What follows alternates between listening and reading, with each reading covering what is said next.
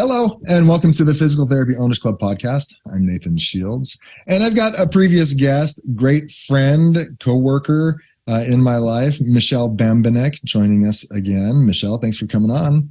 Hey, Nathan. So good to be back on here with you. Always a joy. And what a treat. I get to spend your birthday with you.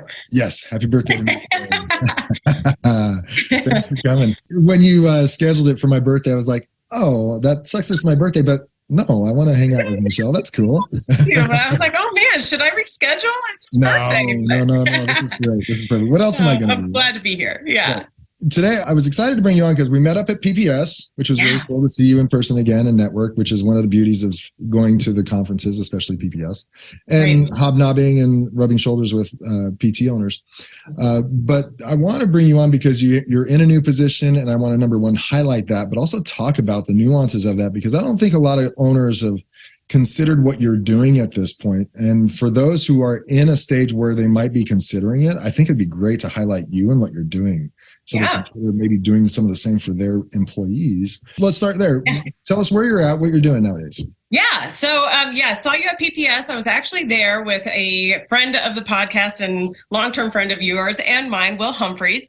I was working the booth at Healthcare Business Academy. So that is our overall arching movement towards, being a presence in the world of like physical therapy in general, but more specifically working underneath that in the College of Leadership, but also multiple exit. So since you and I last spoke, I have joined forces with Will and Scott, and I'm also now a partner in Multiple Exit, which we do a lot of coaching for those people that are looking to exit their practices.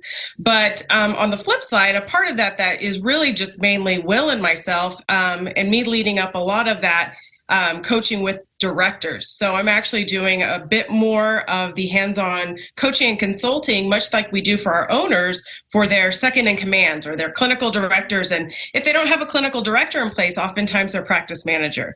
So that's something that's new and exciting that we're excited to offer. It's in development, but also there's a lot behind it already that we're excited to share with people. So yeah, and I know you guys are doing a lot of great work with what do you have, like 30 practices with multiple exit?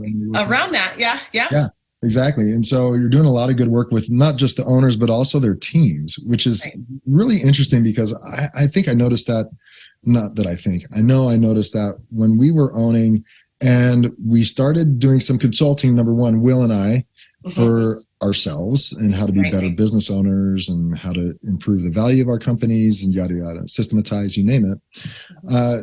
Some significantly additional value came when we started introducing these same coaches and consultants that we had, and we had a number of them over the years, to our teams, especially our management teams, like you and Stephanie and Stacy. Everybody was getting coaching as well, besides Will and myself. And it's something that I highlight, of course, and have for the entire 4 years that I've been doing the podcast. My mantra has been reach out, step out, and network. And reach out is find some resources, get some support in terms of coaching and consulting. But what you guys are taking it to the next level, and this is what we did as owners, Will and myself, was to also get coaching and consulting for our teams. And I want to highlight you because this particular situation came up with someone that I'm working with. We talked last week, and you said the front office statistics aren't going so hot, right? And he signed on with D. Bill's program, which is awesome, front office guru, and is expecting his front office team to watch the videos, say 5 videos a week, which equates to maybe an hour, maybe an hour and a half. And they're not getting it done. And as I'm talking to him, he has a coordinator in place, but he's feeling the need, like he needs to ensure that the front desk personnel are doing their videos. I'm like, well, what is the coordinator doing? Why isn't this manager of the front desk, why isn't she doing that? And it comes back to the fact that he's not totally comfortable coaching and training and holding accountable a manager, let alone the front desk team. Like he just doesn't have those capacities. And we don't inherently we don't have that skill. That's a skill that needs to be developed in us, right? Most people absolutely. Don't know how to lead. Yeah. And so asking the owner to now train someone else on how to lead and hold accountable can be very difficult if they don't know how to do it themselves. Right. So tell us, using that scenario, where would you come in and help a situation like that? Yeah, that's a really good question. And I love to paint this picture because it does create a lot of freedom for the owner whenever I step in and provide this clarity. So Yeah. it's not uncommon for other industries to have significant amount of coaching in their life. It's not normally the case for physical therapists. We don't readily have owners being coached by business leaders and consultants and things like that. So to have the beauty is that we're moving in that direction, right? People like yourself, Will, me, and some others are out there really showing the benefits of what this can bring to your practice, not only in the day-to-day, but, the practice matures and you want to move on and, stepping other people into this role. So that being said, training the owner is one thing. What we do is come in and support the owner by not necessarily taking the accountability away from them, but shouldering a little bit of the responsibility on maybe holding an accountability line or making sure that processes that we go over have action items and steps for implementation. So, there's a knowledge by the owner of what's going on and what should be done and how things are happening, but they're not necessarily the ones that are hand-holding the process of how it gets implemented. So that's what we come in and provide. So as of right now, I'm doing masterminds for my clinical directors as well as a separate one for my admin leads. Yeah. So it's run just like any mastermind for an owner would be. So there's, an area where we go over our statistics and we have that forum of other people at your same level, right? Like we talk about when we were at PPS, how cool is it to go there and meet with other entrepreneurs and get to know a little bit about what's going on in their world? Well, this is spliced down just a little bit at the clinical director level, right? They have their own sets of needs, wants, hopes, desires, action items, stucks, and successes that, I love to work with them on that level. Because that's exactly what you did with us. You were over clinic directors, right? And so we had the clinic directors get together. Never really recognized the beauty of it until I, just a short amount of time into having weekly clinic director meetings from the different clinics getting together. But one of them mentioned after the fact, I really need to step up my game because the other clinic over there is killing it with their stats because they're sharing stats, right? Right. And I need to do better because they're doing this. But they also got to share, like you said, successful actions with each other. And this is beautiful in that it allows these clinic directors to work with other clinic directors that are even outside of their company in terms of your mastermind. That's right. They're meeting with other clinical directors across the continental United States, right? So different people and at different stages in their journey. Maybe some of them are starting out. Some of them have years on them. So they've encountered different things along their journeys, right? And so you get to learn so that maybe they can help you in the immediate around something that you're facing, maybe a stuck that you're having, or maybe you're turning decades into days by just being in association with them because they're sharing something that you haven't yet encountered, but now you have that knowledge base to either, move around it or maybe make sure that doesn't happen, or you're teeing yourself up for a different level of success because of that knowledge. Right. What's the feedback that you're getting from the owners as you're working with some of these clinic directors? We're getting really, really good feedback in regards to just having means of holding accountable, right? So that's where I see it. Yeah. I see if I could just have someone help me, guide me. Yeah. And a part of my brain is thinking offload me just a little bit. Totally. Let me focus on some of these other things. I want to coach them. Yes, but that takes time and effort and accountability. If someone else can help me offload that just a little bit, get them up and going, which is the hard part. That's the initial push to get the flywheel going. Right. And you can show me and I can guide and we can set up this system of accountability with your help. That's exactly huge. That's where the expertise comes in, right? Oh, that's exactly right. And, I'm in a unique position, in being a partner eventually with Rise Rehab. So I came in as a clinical director. I became an entrepreneur that grew into an entrepreneur, right? Through coaching, through working with you and Will and the rest of the team at Rise Rehab. So that's essentially what I'm trying to do with these individuals. It's just taking my journey, my story, and seeing the success that it brought us and trying to recreate that in a unique way that's specific to them and what they need in their individual environment. So, but that really came with that knowing I was being trusted. I got the tools to take charge of my own actionable potential, right? And just moving in that direction. But then also that line of accountability, right? You tee up the next person and then it offloads you guys to build Rise Diagnostics or build, all the other things that are available to other practice owners as you start to move in that direction. Because the last thing you want to do is then create a space where the owner has now additional training to do for their leaders. Yeah, that's what I'm here for, right? Is to help offload that. Well, even me as a coach, I'm like, yeah, you need to like coach your management team, but you're still not doing your stats. like I don't want to distract from, like, we still need to track your stats and make sure things, and then we can hold it. Yeah. So I can see where that's really helpful. I would imagine it's nice for your clinic directors and front office managers, you call them admin leads, have you as a third party to vent's not the right word, but they're feeling maybe in some situations stuck because of the owner not doing something or distracted by something else, or not clear on what the owner wants them to do. I'm assuming that, and you've probably experienced this. So leading question, what are you doing now then to help those clinic directors get clearer in their communication with the owners and what they need from them? That's exactly what we do. And so just like any other mastermind, we create a space where there's not only accountability, but also confidentiality. So they're going to all encounter different situations. They're going to come into an issue with their owner, maybe a team lead. So we really want to make a space that's safe for us to walk through that. I take a Socratic approach around the way that I coach them through that. I want people to be empowered around making their own decisions. If they're really going off course, I'll redirect and bring them back to focus, right? But at the same time, it's just a lot of leading questions and just kind of getting to using some emotional intelligence, seeing, all the objective data. So not just emotionally based, but also logically based around how these things are painting out, maybe taking other people's thoughts, consideration, hopes, and dreams, as well as like what's currently going on in the rhythm of the business and how that's working and where are the bottom line figures and how are these decisions coming about.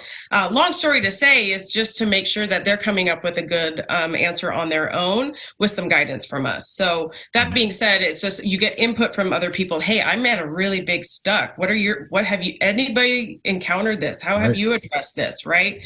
And then creating that space where they are empowered to then have that conversation with their owner, right?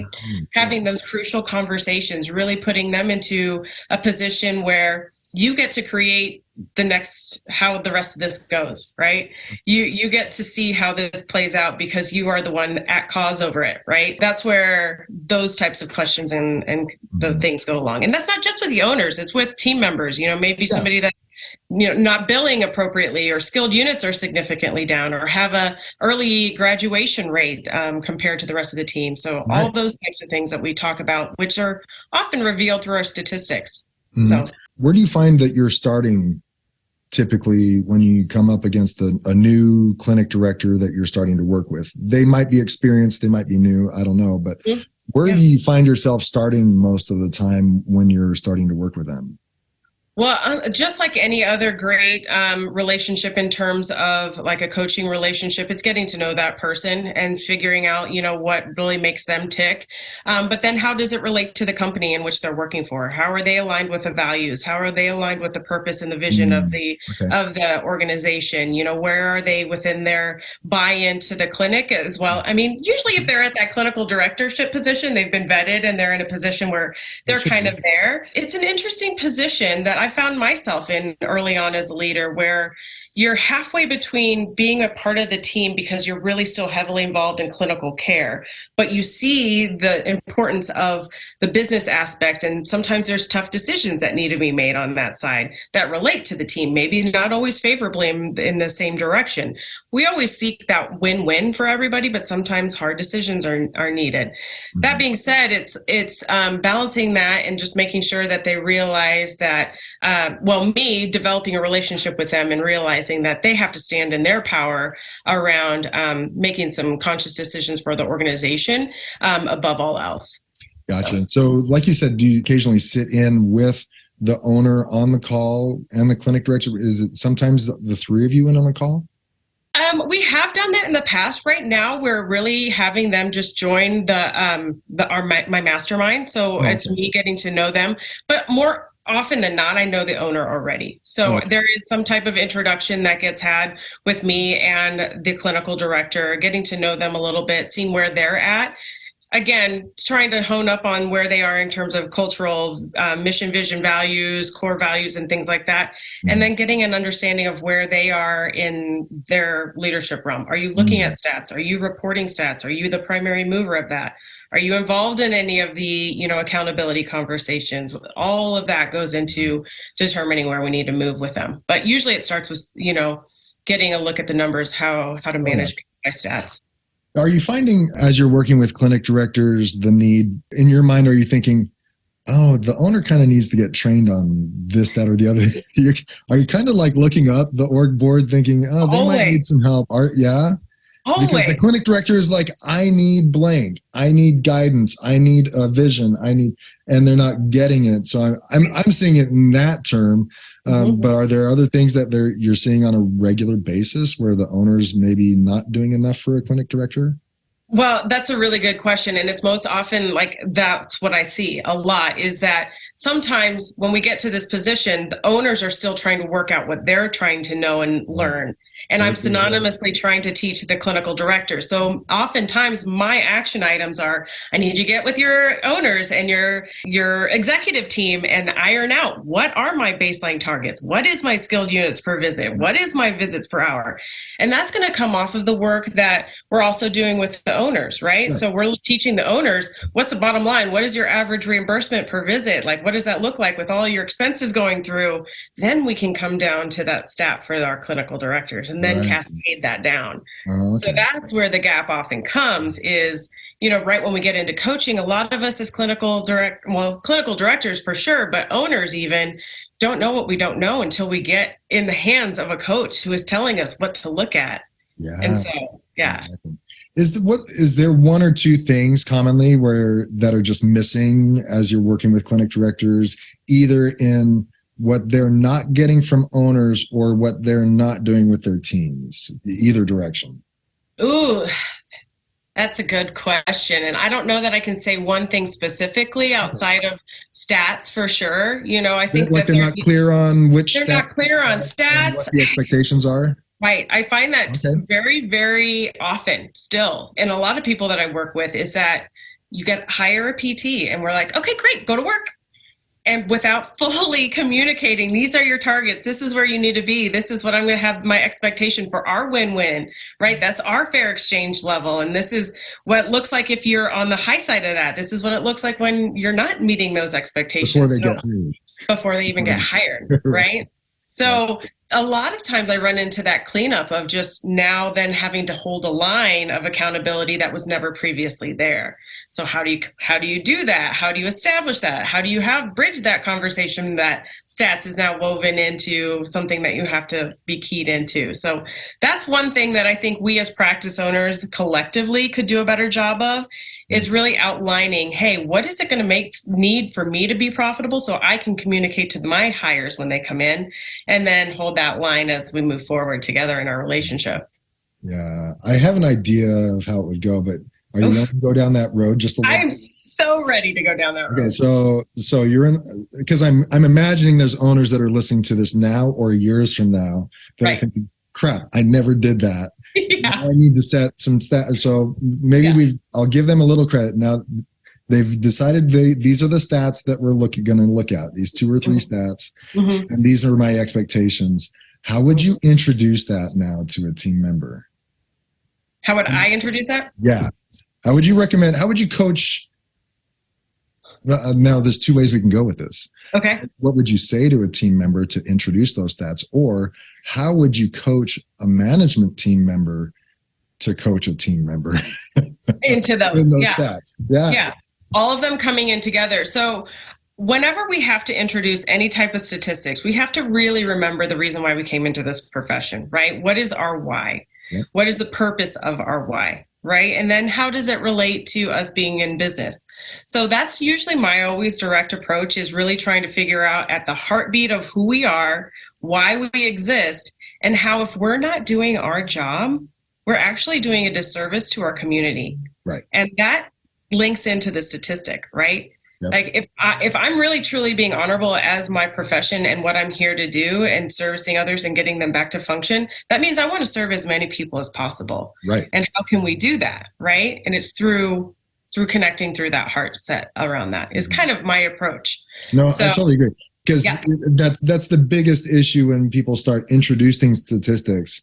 Mm-hmm. The default, correct me if I'm wrong from your experience, is that you're all about the numbers. Right. You're just trying to line your pockets. You're just trying to make money because you as the leader didn't tie it back to the overall purpose of the company and their individual purposes as physical therapists. Right. Like you said, if we're doing a great job, we should be actively promoting and providing as much care as we can physically possibly provide. Absolutely. Absolutely. And when we do so, we should get reimbursed as much as we can possibly get reimbursed because we believe our value, what we provide is that valuable, right? Right. Right. And so if you have to tie it back, and so you have to tie it back to purpose, and it can't be, the purpose of the owner themselves, but rather if a singular statistic like average frequency of visits per week for an active patient, is it better that our patient comes in 1 time a week or 3 times a week? Majority of the time, right? Or 2 times, or whatever you want. Right. If they come in more often. More often. Get better faster in general? Yeah. Yes. Yeah. So we're going to measure that singular statistic to see if we're getting patients better faster, because if that measure goes down, we know they're not getting measured. So it just goes on. Right. And if you don't make that connection back to the patients, the benefit of the patients or the benefit of the providers and the benefit of the clinic, then they're going to come up with their own ideas. So for sure. I love that that's where you start. Yeah, absolutely. Because we can be altruistic in what we want, right, for our patients, but we also can't do it at the expense of the company. Right. And so it does have to be the conversation that goes full circle, right? It ties to our purpose as to why, but then also we have to do a certain level of XYZ, production, skilled units, visits per week, what have you, in order for us to be that entity that provides that service to our community. So it's like, in order for us to do this, we have to value ourselves for what we bring to the community. And that means billing for what we're worth, not giving away services just because, we're bleeding hearts within the industry, right? So it's standing in our worth along that, right? Yeah. And getting them to come in for their visits as prescribed. Like you said, the people that come in once a week, those are the people that say, oh, I tried PT, which is insane to say in and of itself, right? I tried PT, and they go back to their doctor and say it didn't work. Right. Well, it does take work to make the changes that we're looking to make in these people's lives. Right. And so I can see with that, using that as a conversation starter for my friend last week, he should be there with his coordinator, the manager of the front office, with a front office member, and probably initially doing that in front of the manager, right? Yep. To model what that conversation looks like. What's our purpose? Right. So at the front desk, your job is to help as many people, get as many people in the clinic as possible for our providers to provide awesome care and benefit the community. One of the things we use to do that is the system provided by D-Bills. And how would you expect to learn that system? That's right. Asking questions like that. Yeah. Yeah, get them prefrontal. Make sure that they're answering the questions for them, because then they become a part of the solution. They become a part of the action plan innately because you asked the question, versus pointing it down the line and giving a delegation, which sometimes is necessary, right? But at the same time, just inviting them into that conversation. So I love that, bringing it in, having that owner and that leader be there so that there's a mutual accountability, or not accountability, responsibility, right? Yeah. The difference between the two. And just making sure that there's also, a perceived power in that relationship being held by that person, right? So that they have the ability to answer to that. And I always leave space for questions. I don't ever turn into and say, hey, we're going to start tracking these 3 stats, start tomorrow. Hey, these are the stats. These are what we're going to be looking at. I want to allow time for you to come to the next team meeting with any questions that you might have, with a projected start time of tracking these independently, in a couple weeks or something like that, because it allows them time to get behind it, answer the questions, and be a part of that versus just, again, marching orders. But we as owners, executives within the organization sometimes forget that we've milled this over in our head. We've thought about this for months potentially, and then we're expecting our team to jump on it just like that. We have to give them a little bit of time to get their questions answered, get their understanding of it fully handled, so then they can adopt it as we want them to as entrepreneurs. Yeah. To get into the nitty gritty a little bit, when you're talking about leaders like this, especially ones that you're training, and I'll have this conversation quite often with people I'm coaching, the owners that I'm coaching, and that is leadership development. Sure. So many of them that I'm working with don't have a clinic director immediately. But we talk about what that looks like and how they're going to be developed over time. Do you have a second to maybe talk about that? 100%. Because what we did in the past, and I don't know if this has changed for you over the years, but we found someone who, number one, was productive, that obviously was aligned with our values and purpose. We didn't have a lot of misunderstandings, or that the misunderstandings that did happen were communicated out and communicated professionally, and we came to an agreement, right? And so we were all on the same boat, right? Right. And then we eventually got to a point where we started a title called blank in training, right? That's right.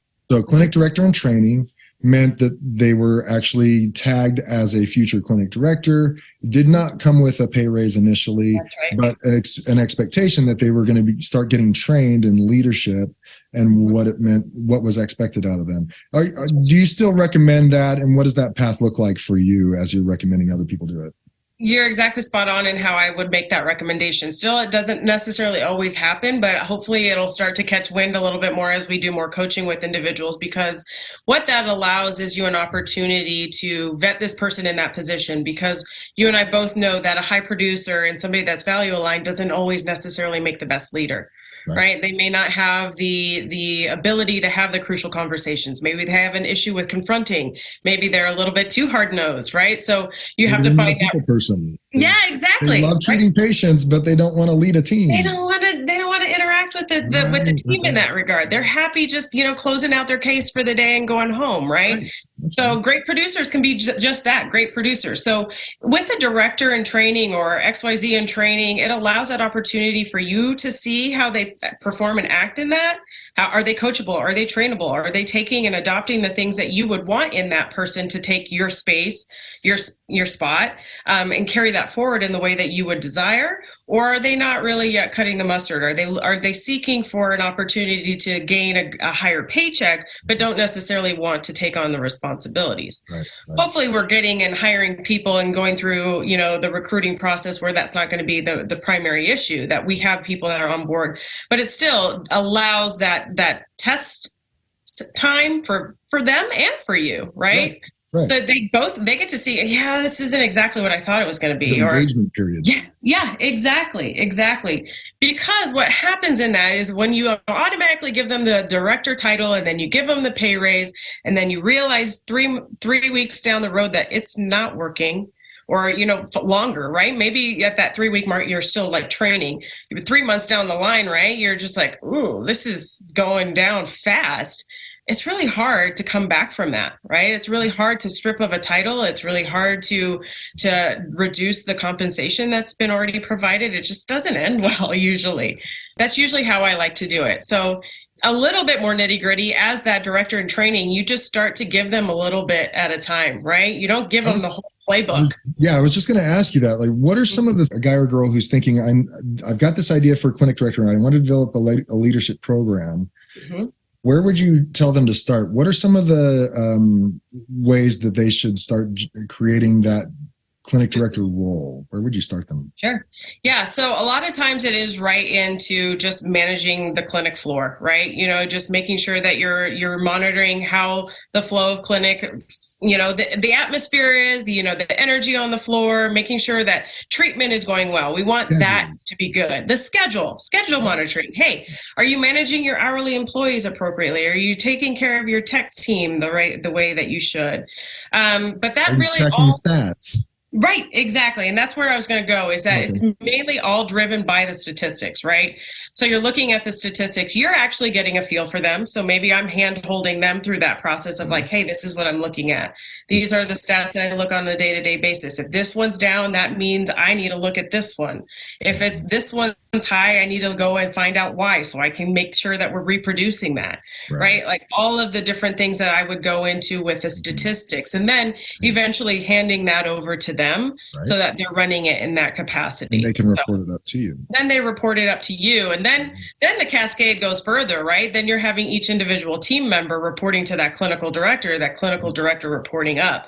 So it builds upon each other. And then that is really what creates the power within the clinic. Is when everybody's reporting their statistics up, because then there's just like that mutual accountability to each other and the organization as a whole. And owners just are able to really focus on, running the business versus leading from in front, right? A few other things that I really like doing, and I think that's the biggest part of it, is if they can track the statistics and report what's going up and be responsible for the health of the clinic or their department, right? Other things I've recommended in the past, hey, whatever books have been influential to you in your business ownership, make sure your management team is reading and discuss them and talk about them, incentivize them to read them if you have to, whatever. Books that are read together, giving them occasional projects. It could be, if it was you're joining in on a fun run. Maybe someone in training would be leading the team on supporting the fun run in the community. Whatever. Little things like that. Little bits of responsibility. Yeah, exactly. How did they do? Did it go well?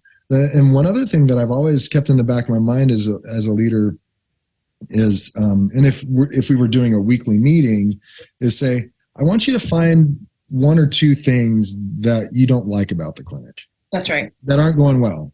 And this is homework that I want you to do. I want you to find one or two things that you don't like about the clinic. It could be simple, like laundry, clean tables, whatever, the tech schedules, you name it.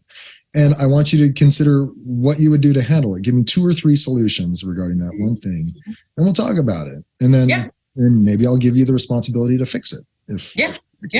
Right? And so I love that. I want to throw out as much as possible for people to consider what that leadership training looks like.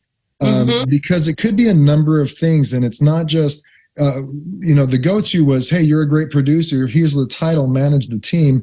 Okay, let's do a lot more than that and really provide a lot of support in terms of their knowledge base and giving them power, right? And giving them the ability to fail in small situations that don't affect the clinic as a whole, and to see how they perform.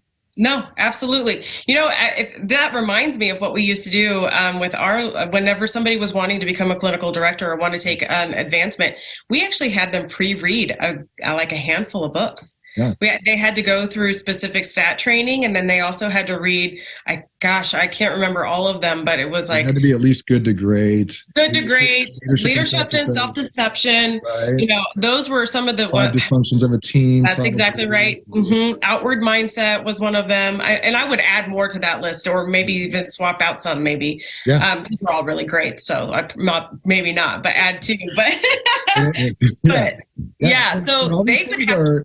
And all these things aren't I'm not going to pay you extra for it. This is your training. I'm investing in you and in giving you training, giving you value, giving you a skill set, teaching you in a skill set, right? To be a part of the team, right? Yeah. So the pre-reading was something that I really thought it showed their desire to be, somebody more than just and that wanted a higher paycheck, which we didn't do a whole lot of hiring of those types of people, but it was just, it showed that desire, that want to be a part of something bigger than themselves, a part of the team in a greater capacity, and show their influence in that way. But Yeah, I love, even handing them some projects, right? The start, stop, keep. What should we start? What should we stop? What should we keep doing? And then here's your ability to change and make it something of your own. But there was something that you said that I wanted to key in on, is that throughout this process, and even with the people that I coach now, and I said, sometimes if they're going directly off the cliff, I'm going to stop them. But I really like to see people fall down, because there's not necessarily a greater way of learning than that way, right? I not necessarily a hard fall, like I said, Right. but I think it's really important for people to realize that the ship's not going to go down if we make a little mistake, because sometimes people are afraid to take that step or make that choice or stand up in their voice, because they're afraid that it's either going to be impacted negatively on the company, or maybe the owner's going to come down in them in some kind of way because of something. But, those small little defeats can really stack up to an opportunity to really stand within some great strength and growth out of them. So yeah, I mean, it's very similar to parenting. I mean, you're trying to take this person into adulthood, and you rather than make those small mistakes underneath your roof before they make those mistakes out in the real world. Right? You'd rather maybe like walk them through a breakup with a boyfriend or girlfriend while you're still there, instead of it happening down the road and when they're out of the house and have a lot of That's right. That's right. No, that's exactly right. Right. Yeah. So I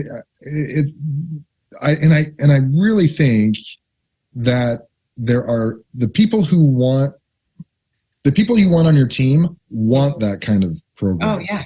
They want that kind of structure. They want that. If you were to recruit a physical therapist, and if you got a sense of that they want to get into leadership, and you could say, we've got a leadership development program that involves blankety, blankety, blankety, blank. I would assume that would really light a fire in the right people. Oh, I would imagine so. And you and I both know that a lot of times people leave an organization because of a lack of communication. And that comes with all of this too, right? I don't know what I'm doing. I don't even know what I'm working towards. I don't even know what my targets are. And then I come to my raise and then all of a sudden at that point is when I told I didn't hit the mark. And all these things that kind of surmount into that structure. When there's structure within a nice flex and give kind of way, where there is opportunity for bonus and maybe, but then there's also a hard line of accountability, that's when people really start to thrive, because they know kind of the lane in which they're walking. Right. So if they know that I have this path, I just have to decide to take that path or not, that makes it really easy, instead of being lost and there being no real direction at all. Right? That's right. The cool thing about when we trained you, and this wasn't intentional, by the way, but the result of training you and the other members of our management team, I would say this to Will and to other people all the time, like, you guys took that stuff and ran with it and had such a great love for it, more than I did. As the owner. Like, I thought it was valuable stuff, but you guys would then start holding me accountable and Will accountable. Yeah. That's not how we do it here. We're like, I'm like, excuse me, did you read the manual? I thought I was the owner here. You're like, no, that's not how we do it. I'm like, no. If that's how you guys are going to do it now. But it was because we gave you this training, and so that's when the company then can really take on a life of itself, when it's more than just owner dependent culture, owner dependent vibes and systems, right? Then it takes on a life of its own that's really powerful. I agree 100%. Yeah. That's when it really started to take off. And then even past me, when we cascade those messages down and then you get the report back up, I remember very specifically, people coming to me and being like, and whenever I would step in to treat, and they're like, you don't have your notes done. It's like, oh, shoot, you're right. I don't. And I don't have my exercises marked out for the next one. And rehab coaches would come up and hold me accountable. And that's the kind of culture you want, right? No single one person on the team is more important than the other. And if we're all working at the same target together collectively, that's how it works. Right. And, that's where the power comes in, because then it's not owner dependent. It's not clinical director dependent. It's not, you're interdependent on each other to make this work. Yeah. That's when the magic happens. Right? Oh, so much magic. So much magic. Well, is there anything else you want to share? Anything that might have gotten left out that's in the back of your head? Oh gosh, I could talk about this all day long. So I think we can table it for now. But just really excited to help future leaders and help offload owners. So right. Yeah, and you're unique in that way. I honestly can't think of groups out there that want to work with leadership teams. Right. It's especially valuable to work with owners, of course. Then you need to start somewhere, and you wouldn't bypass them. But to provide additional coaching for those leaders is great. And so, if people wanted to get a hold of you, how do they do that? Yeah, they can definitely get a hold of me at Michelle, Michelle, at unlockhba.com. Okay. And so right now we're really focusing on putting directors as well as owners into mastermind. So there's minimal one-on-one coaching spots that we have available, but really love to leverage the collective intelligence of those mastermind groups. And really excited about that. Are you on the socials? Do you have any social? I am. So, well, not under that, but my private. So we'll leave those out there. Oh, okay. You don't have any professional ones. Okay. Gotcha. None of my professionals, but you can definitely reach me at my cell phone as well. We can put that in the notes. For okay. Sure. No problem. Cool. Well, thanks for joining me, Michelle. It was awesome to catch up and talk. Really great to chat with you. So see ya. All right. Thanks. Bye.